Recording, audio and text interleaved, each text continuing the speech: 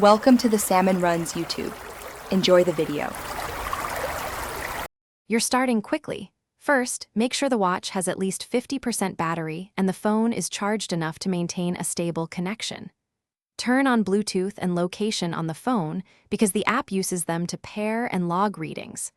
Open the companion app on your phone or the watch app store. Install the official Noise app. Don't use third-party clones.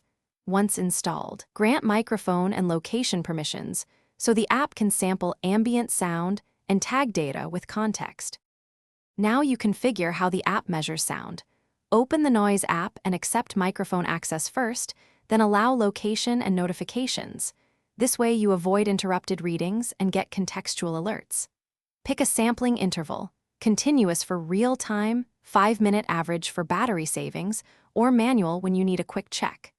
Select A-weighted decibels for measurements that match human hearing, and choose a threshold level for alerts, so you only get notified when noise exceeds your chosen limit.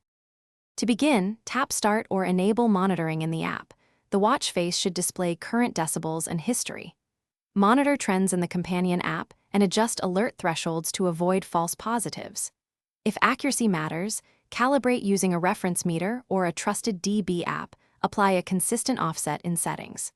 If readings don't appear, reboot both devices, repair Bluetooth, and verify microphone and location permissions. Most issues clear with a restart and a fresh pairing, so try that first. Thanks for watching. Consider subscribing if we helped you.